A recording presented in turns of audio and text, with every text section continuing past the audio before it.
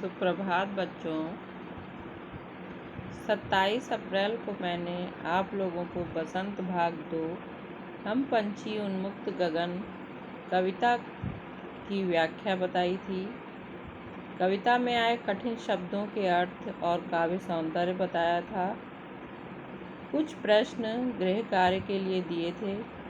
तो बच्चों, आज मैं आप लोगों को जो है इस कविता का सार पुनः बता दे रही हूँ। गृह कार्य में जो प्रश्न दिए थे उन प्रश्नों के उत्तर कुछ बच्चों ने नहीं लिखे हैं, तो मैं प्रश्नों के उत्तर बताऊंगी।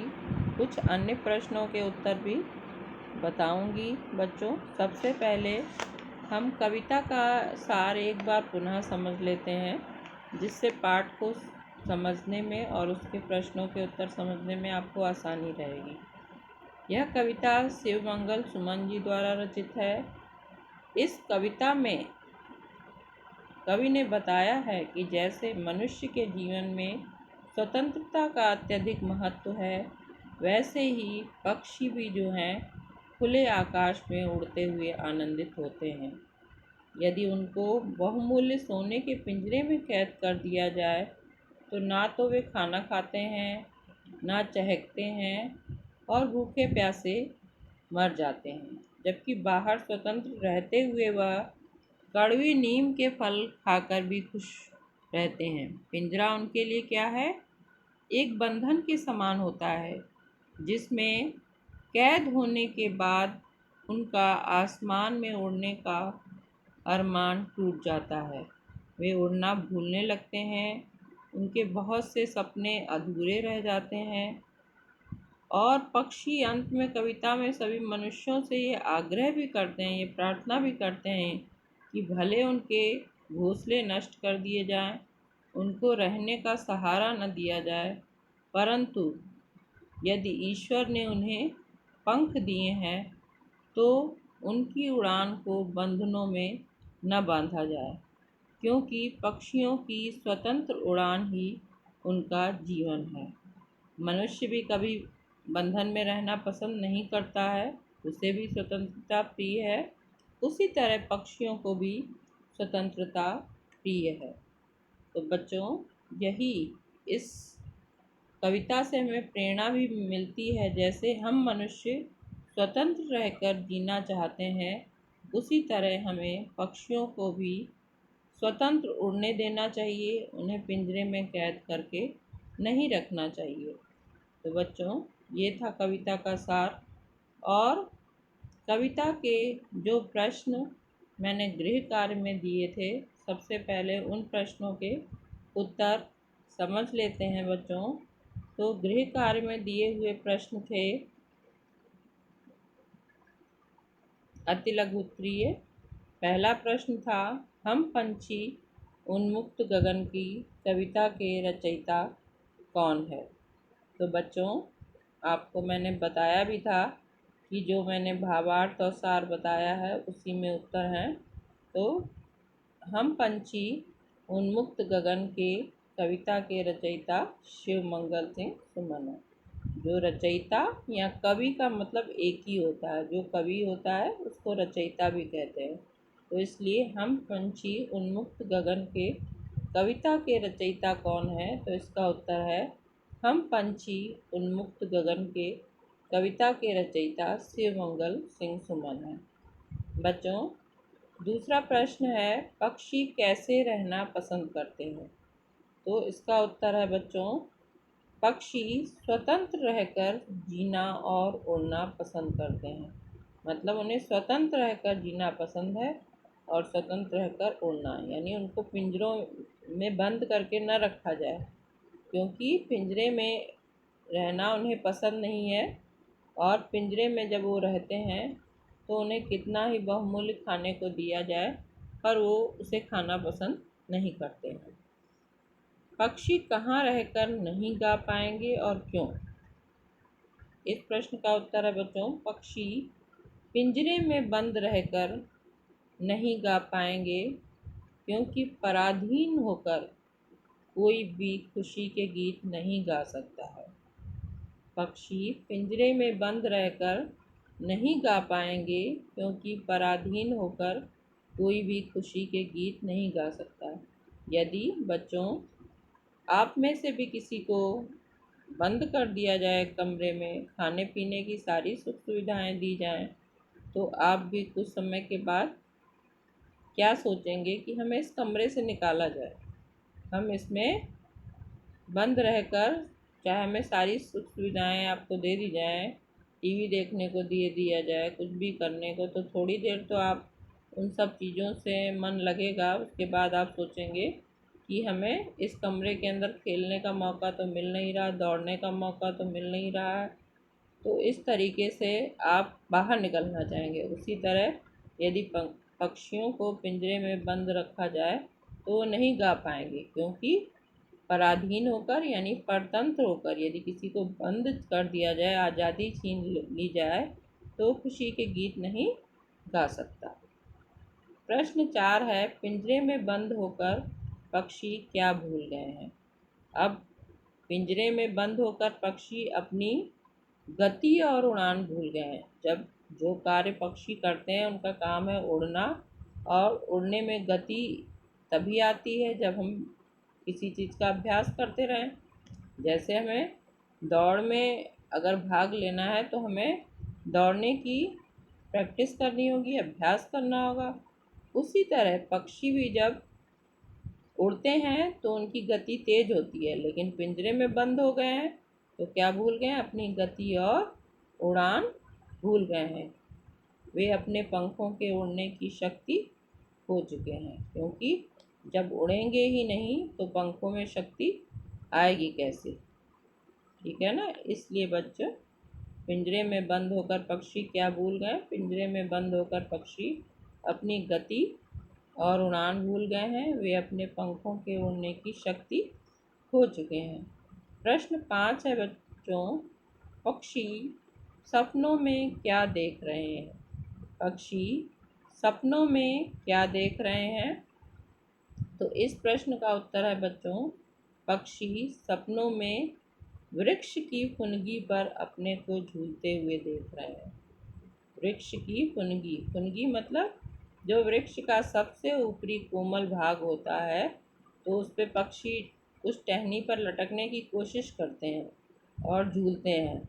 तो वही है, पक्षी सपनों में अपने को उस वृक्ष की फुनगी पर झूलते हुए देख रहे हैं।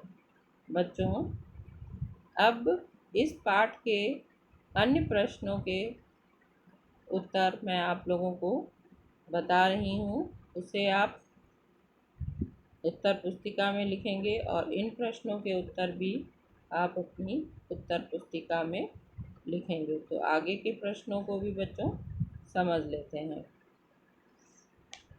अति लघु उत्तरीय प्रश्नों में ही है, पक्षी क्या करना चाहते हैं।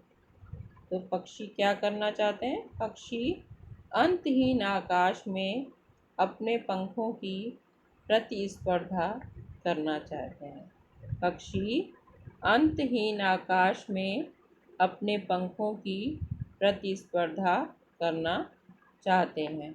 अंतहीन आकाश मतलब जिसकी कोई सीमा ना हो।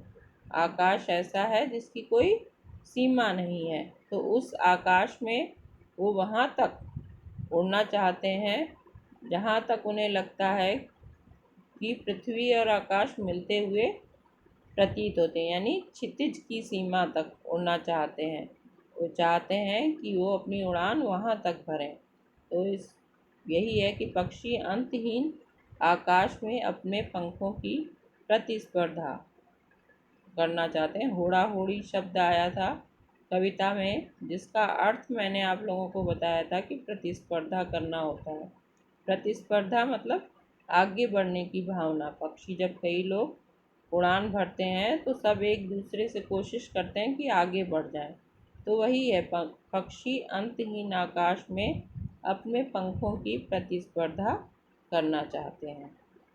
प्रश्न 7 है बच्चों, पक्षी अपनी इच्छा पूरी करने के लिए क्या करने को तैयार है। अपनी इच्छा पूरी करने के लिए पक्षी जो हैं अपने प्राणों की बाजी लगाने को तैयार है। उनका उनका कहना है कि हमें जो है वहाँ तक दूर उड़कर जाना है, क्षितिज की सीमा तक, और इसमें चाहे उनकी मृत्यु ही क्यों ना हो जाए, लेकिन वो वहाँ तक जाना चाहते हैं, प्रतिस्पर्धा करना चाहते हैं, और वो उस सीमा तक पहुँचे या ना पहुँचे, चाहे उनके प्राण ही निकल जाए, लेकिन वो इस तरह की प्रतिस्पर्धा करना चाहते हैं। अपनी इच्छा को पूरी करने के लिए पक्षी अपने प्राणों की बाजी भी लगाने को तैयार है। वो कहते हैं कि हमें उस क्षितिज की सीमा तक जाना है, संतहीन आकाश तक जाना है, और इस अपनी इच्छा को पूरे करने के लिए चाहे प्राण ही निकल जाए, फिर भी उन्हें वहाँ तक जाना ही है। तो ये था बच्चों प्रश्न 7। उसके बाद है बच्चों प्रश्न 8। पक्षी अपनी किस अभिलाषा में विघ्न न डालने के लिए कह रहे हैं? पक्षी अपनी किस अभिलाषा में विघ्न न डालने के लिए कह रहे हैं? तो पक्षी अपनी स्वतंत्र उड़ान की गति में विघ्न डालने के लिए कह रहे हैं।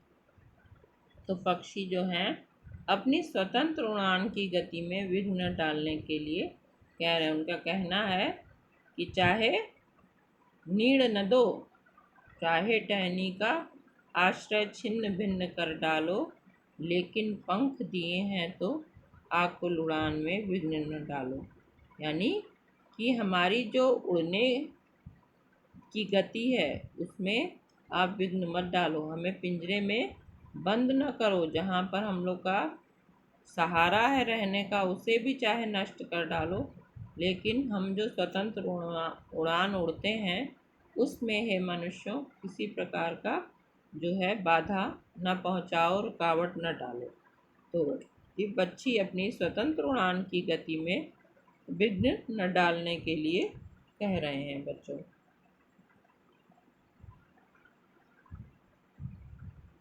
प्रश्न 9 है बच्चों, पक्षी उड़कर कहाँ तक पहुँचना चाहते हैं?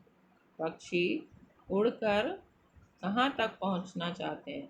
तो पक्षी उड़कर नीले आकाश की सीमा तक पहुँचना चाहते हैं, क्योंकि कविता में पंक्तियाँ आई थी कि ऐसे थे अरमान की उड़ते नीले नभ की सीमा पाने, लाल किरण सी चोंच खोल चुगते तारक अनार के दाने। यानी उन्हें जो है नीले आकाश की सीमा तक उड़ना है, तो वही पक्षी उड़कर नीले आकाश की सीमा तक पहुंचना चाहते हैं। सीमा हमने बताया था कि वो होती है जहाँ पर उन्हें लगता है कि धरती और आकाश मिलते हुए प्रतीत होते हैं, तो नीले नभ की आकाश की सीमा तक पहुंचना चाहते हैं, लेकिन जब वो आगे वहाँ तक जाते हैं फिर उन्हें लगता है कि आकाश और धरती की जो सीमा है वो और दूर है, तो इस तरह से वो प्रतिस्पर्धा करते रहते हैं।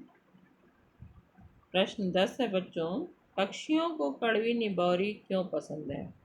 पक्षियों को कड़वी निबौरी क्यों पसंद है? तो इस प्रश्न का उत्तर है बच्चों, पक्षियों को कड़वी निबौरी इसलिए पसंद है क्योंकि इसे उन्होंने एक डाल से दूसरी डाल पर कूदकर अपनी मेहनत से पाया है। पक्षियों को कड़वी निबौरी क्यों पसंद है? मैंने बताया था कि पक्षी जो हैं उन्हें यदि सोने की कटोरी में भी व्यंजन तरह तरह के दिए जाएं सोने के पिंजरे में, फिर भी वो उन्हें नहीं खाना पसंद है, क्योंकि उन्हें बंधन में रखा गया है। लेकिन कड़वी निबौरी जो है, जो कड़वा नीम का फल है, वो उन्हें इसलिए पसंद है क्योंकि उसे उन्होंने कैसे पाया है? इसे एक डाल से दूसरी डाल पर कूदकर अपनी मेहनत से पाया। उसमें मेहनत है उन लोगों की, उसमें उनके श्रम की मिठास घुली हुई है, इसलिए उन्हें कड़वी निबौरी खाना पसंद है। कड़वे नीम के फल खाना भी पसंद है, लेकिन भांति भांति के व्यंजन जो उन्हें पिंजरे के बंधन में दिए जाएं, मतलब सोने के पिंजरे में दिए जाएं, तो वो उन्हें पसंद नहीं है। इसीलिए कहा जाता है बच्चों कि पक्षियों को जो है कड़वी निबौरी पसंद है, क्योंकि वो उसे अपनी मेहनत से प्राप्त करते हैं। उसमें उनका आनंद शामिल है, उसमें उनकी क्रीड़ा शामिल है, क्योंकि एक डाल से जब दूसरी डाल पर कूदते हैं पक्षी तो वो खुश होते हैं। जैसे बच्चे हैं, खेलते कूदते फांदते खुश होते हैं, उसी तरह पक्षी भी बच्चों अपनी स्वतंत्रता में अ, खेलते हुए आनंदित होते हैं। उड़ते हैं तो उन्हें आनंद प्राप्त होता है। इस तरह से पेड़ों पर बैठकर फलों को खाते हैं, चुगते हैं तो उन्हें आनंद प्राप्त होता है, और पेड़ों पर भांति भांति की क्रियाएं करते हैं। अब बच्चों लघु उत्तरीय प्रश्न है, तो इन प्रश्नों के उत्तर भी हम समझ लेते हैं। प्रश्न है, हर तरह की सुख सुविधाएं पाकर भी पक्षी पिंजरे में बंद क्यों नहीं रहना चाहते हैं? हर तरह की सुख सुविधाएं पाकर भी पक्षी जो हैं पिंजरे में बंद क्यों नहीं रहना चाहते हैं? तो इस प्रश्न का उत्तर है बच्चों, पिंजरे का जीवन कैसा है? पराधीनता का जीवन, परतंत्रता का जीवन, यानी एक कैद कर दिया गया है उन्हें पक्षियों में। तो पिंजरे का जीवन पराधीनता का जीवन है, वहाँ उड़ने की आज़ादी नहीं है। मतलब पक्षी जो है, पिंजरा छोटा सा होता है, उसमें कितना उड़ेगा? इधर से उड़ेगा तो पंख उसके दूसरी तरफ टकरा जाएंगे, तो वहाँ उड़ने की आज़ादी नहीं है बच्चों। पिंजरे में जरा सा पंख फड़फड़ाने पर पंखों के टूटने का भय है। जैसे ही पक्षी जरा सा फड़फड़ाएगा तो उसे क्या लगेगा कि उसके पंख टूट रहे हैं, तो ये पंख टूटने का भय है। एक डाली से दूसरी डाली पर कूदना, फुदकना तथा अपनी पसंद के अनुसार अलग अलग ऋतुओं में दाने चुगना आदि कार्य करना पिंजरे में बंद रहकर संभव नहीं है। क्योंकि जब पक्षी बाहर होते हैं खुले आकाश में, तो क्या होते हैं, वो अनेक पेड़ों पर जाते हैं, उड़ते हैं, एक डाली से दूसरी डाली पर कूदते हैं, फिर अपनी पसंद के अनुसार अलग अलग ऋतुओं में अलग अलग दाने चुगना। जैसे अगर जाड़े की ऋतु है तो क्या होता है, उस समय जो फल आते हैं, उस समय जो क्या कहते हैं अनाज आते हैं, तो उनको वो चुगते हैं। अगर गर्मी का मौसम आता है तो उस समय के फल और अनाज के दानों को चुगते हैं। बरसात का मौसम आता है तो उस समय जो फल और अनाज के दाने उपलब्ध होते हैं उनको चुगते हैं। तो अलग अलग ऋतुओं में अपनी पसंद के अनुसार दाने खाना आदि कार्य जो है पिंजरे में रहकर संभव नहीं है। क्योंकि पिंजरे में तो जो उसका मालिक देगा व्यंजन, वही उसे खाने पड़ेंगे। लेकिन यदि वो बाहर है पिंजरे के, तो स्वतंत्र है, तो वो ये सब कार्य आसानी से कर सकता है। एक डाली से दूसरी डाली पर कूदता है, फुदकते हैं, और अपनी पसंद के अनुसार अलग अलग ऋतुओं में अलग अलग दाने चुगते हैं। तो ये कार्य पिंजरे में बंद रहकर संभव नहीं है। यही कारण है कि हर तरह की सुख सुविधाएं पाकर भी पक्षी जो हैं वो पिंजरे में बंद नहीं रहना चाहते हैं। पक्षी उन्मुक्त रहना चाहते हैं, स्वतंत्र रहना चाहते हैं, यही है। तो फिर से इस प्रश्न का उत्तर समझ लेते हैं कि पिंजरे का जीवन जो है वो पराधीनता का जीवन है। वहाँ उड़ने की आज़ादी नहीं है, मतलब उड़ने की स्वतंत्रता नहीं है। पिंजरे में जरा सा भी पंख फड़फड़ाने पर क्या होता है, पंखों के टूटने का भय रहता है। कि पक्षियों को लगता है कि उनके पंख जो हैं वो टूट सकते हैं, और वहाँ किसी प्रकार की आज़ादी नहीं है। एक डाली से दूसरी डाली पे नहीं कूद सकते हैं, अपनी पसंद के अनुसार अलग अलग ऋतुओं के दाने नहीं खा सकते हैं। तो ये आदि तरह तरह के कार्य जो हैं पक्षियों की जो स्वतंत्रता को हर लेते हैं, तो वो कार्य जो है पिंजरे में संभव नहीं है। उनकी स्वतंत्रता को जो बांध देते हैं, तो वो कार्य सारे पिंजरे में संभव नहीं है। यही कारण है कि हर तरह की सुख सुविधाएं पाकर भी जो है पक्षी पिंजरे में बंद नहीं रहना चाहते हैं। और बच्चों अब एक प्रश्न और है, पक्षी उन्मुक्त रहकर अपनी कौन कौन सी इच्छाएं पूरी करना चाहते हैं? तो पक्षी उन्मुक्त रहकर अपनी निम्नलिखित इच्छाएं पूरी करना चाहते हैं। वे खुले आकाश में उड़ना चाहते हैं। पहले भी मैंने बताया कि उन्हें जो है स्वतंत्र आकाश में उड़ना, स्वतंत्र होकर उड़ना बहुत पसंद होता है पक्षियों को। वो कभी भी नहीं चाहते हैं कि उन्हें बंधन में बांधा जाए, और वे उड़ते हुए क्षितिज की सीमा तक पहुंच जाना चाहते हैं। क्षितिज की सीमा तक बच्चों मैंने बताया था कि जहाँ पर धरती और आकाश मिलते हुए प्रतीत होते हैं, उस सीमा तक उड़ना चाहते हैं। और वे बहता हुआ जल पीना चाहते हैं। उन्हें कभी नहीं पसंद है कि उन्हें जो है पिंजरे में बांध कर सोने की कटोरी में जल दिया जाए। वो चाहते हैं कि नदियों में के पास जाएं, वहाँ से एक तिनका जल ले लें, एक मोती का दाना चुग लें, और क्या कहते हैं नदी पे जाएं, तालाब के किनारे जाएं, वहाँ से जो बहता हुआ जल है उसे पिएं, ना कि उन्हें पिंजरे में बांध दिया जाए और सोने की कटोरी में जल दिया जाए तो उसे वो पिए। वो उन्हें बिल्कुल भी नहीं पसंद है। और उसके बाद बच्चों वे एक डाली से दूसरी डाली पर कूदकर कड़वे मीठे फल खाना चाहते हैं। कड़वे ही केवल नहीं, मीठे भी फल, भाई फल तो बहुत से मिलते हैं। अमरूद है, अनार है, सेब है, तो पक्षियों को तो सारे फल पसंद हैं। तो वो ये काम करना चाहते हैं, उन्हें जो है पिंजरे के अंदर जो है बैठाकर कई तरह के फल दिए जाएं, वो उन्हें बिल्कुल पसंद नहीं है। या कई तरह के व्यंजन दिए जाएं, वो उन्हें पसंद नहीं है। जबकि वे एक डाली से दूसरी डाली पर कूदकर कड़वे मीठे फल खाना चाहते हैं। और वे वृक्ष की सबसे ऊंची डाली पर बैठकर झूला झूलना चाहते हैं। मैंने बताया था कि जो है कविता में पंक्तियाँ आई थी, स्वर्ण श्रृंखला के बंधन में अपनी गति उड़ान सब भूले, बस सपनों में देख रहे हैं तरगी फुनगी पर के झूले। फुनगी जो है वृक्ष का वो ऊपरी हिस्सा होता है, कोमल भाग होता है, जहाँ पर पक्षी बैठ के लटकते हैं, झूला झूलते हैं। तो जब पिंजरे में बंद है तो क्या हुआ, सोने की जंजीरों में उनको बांध दिया गया, सोने के पिंजरों में बांध दिया गया, तो वो अपनी सब गति और उड़ान सब भूल गए हैं। तो यही वो करना चाहते हैं, वो वृक्ष की सबसे ऊंची डाली पर बैठकर झूला झूलना चाहते हैं। बच्चों फिर से इस प्रश्न के उत्तर को समझ लेते हैं। तो पक्षी उन्मुक्त रहकर अपनी कौन कौन सी इच्छाएं पूरी करना चाहते हैं। तो पक्षी जो हैं उन्मुक्त रहकर अपनी निम्नलिखित इच्छाएं पूरी करना चाहते हैं। वे खुले आकाश में उड़ना चाहते हैं,